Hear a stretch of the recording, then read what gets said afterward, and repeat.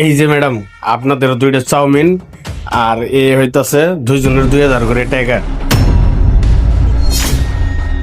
1000 টাকা করে আপনারা খাবার বিল দিবেন, আর বাকি যে 1000 টাকা করে থাকবে সেটা আমরা বকশিস দিবেন। আরে ভাই, খাবার তো আমরাই খামো, তা বিল তো আমরাই দেবো। আপনি বিল দিতেছেন, এটার কারণটা কি?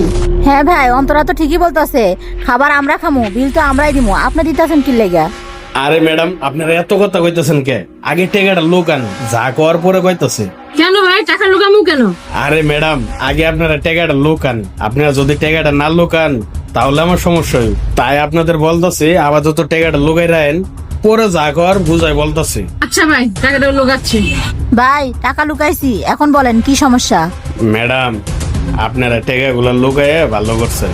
এখন আপনারাই বলেন, একটা ছেলে যদি এখানে 1 বছর ধরে ডিউটি করে, আর একটা ছেলে নতুন 3-4 মাস হইলো আইছে, এখন আপনারাই মন থেকে বলেন যে কার প্রমোশন হওয়া উচিত। অবশ্যই, যে 1 বছর ধরে ডিউটি করতে তার প্রমোশনটা হওয়াই উচিত। হ্যাঁ ভাই, অন্তরা ঠিকই বলছে। অথচ দেখেন, যে 3-4 মাস হইলো ছেলেটা আইছে, তাকে নাকি মালিকে ম্যানেজার বানাইবো, এই কথা আমি শুনতেছি। ভাই, 1 বছর আগে যে ছেলেটা আসছে তার হয়তো বা অভিজ্ঞতার কোনো ঘাটতি আছে। হ্যাঁ ভাই, ওই নতুন ছেলেটা হয়তো কাজটা একটু বেশি করে।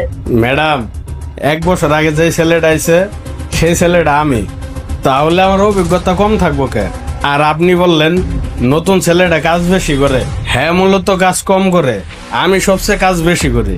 ভাই, তাহলে হয়তো বা নতুন ছেলেটার লগে মালিকের কোনো লিংক আছে। ম্যাডাম, আপনারা কি বলতেছেন? মালিকের সাথে নতুন ছেলেটার লিঙ্ক থাকবো কেমনে? আমি 1 বছর থেকে কাজ করতেছি, 1 বছর ভিতরে মালিকে একদিনে এই রেস্টুরেন্টে আসে নাই। ভাই, মালিক যখন আসবে বিষয়টা মালিককে একটু বুঝাই বলে। আসলে ম্যাডাম, বললে কোনো লাভ নাই। মালিক যখন এই রেস্টুরেন্টে আসবে তখন মালিকের সব কাস্টমারদের জিগাইব যে কোন স্টাফের আচার ব্যবহার ভালো, মালিকে তাকেই ম্যানেজার বানাইব। আরে ভাই, তাহলে তো ভালোই। আপনি এত চিন্তা করতেছেন কেন? আপনি না বললেন আপনার অনেক অভিজ্ঞতা?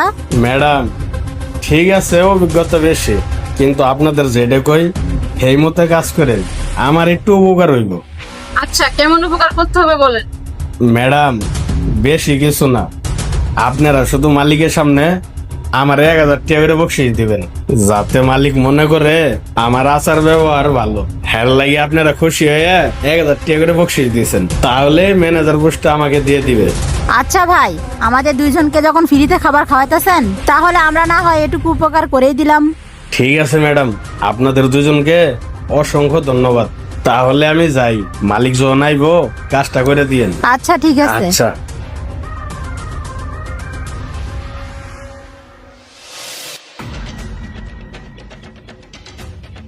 কিরে, বুঝলাম না, এতগুলো কাস্টমার আসলো, টাকা কই? হুদা 1100 টাকা? না, বুঝলাম না, প্রত্যেক দিনই ক্যাশের থেকে টাকা হারায়, টাকাগুলো যায় কই? এই রনি, এদিকে আয়। কি হয়েছে, ডাক্তার সকেরে? ক্যাশে 5100 টাকা ছিল, আর এখানে আছে 1100 টাকা, বাকি 4000 টাকা গেল কই? নাকি মুরগিওয়ালা আসছিল?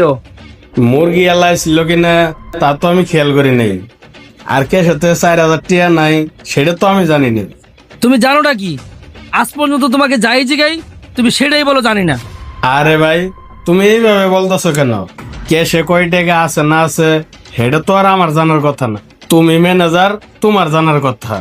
আমার জানার কথা হইতেছে কয়জন লোক আইলো গেল, কোন টেবিলে কি খাবার দিলাম, এগুলা হিসেবে আমার রাখার কথা। না না, প্রত্যেকদিন ক্যাশ থেকে টাকা হারায়, এই টাকাগুলো যায় কই? এই ম্যাডাম, আপনারা এগুলা কি কইতেছেন? আপনাদের কইলাম কি আর করতেছেন কি? বলছি যা ভালো কর মালিকের সামনে কইতে, আপনি এখানে আমার ভাস দিতেছেন। এটাই তো করতাছি, তুমি আর কি চাও?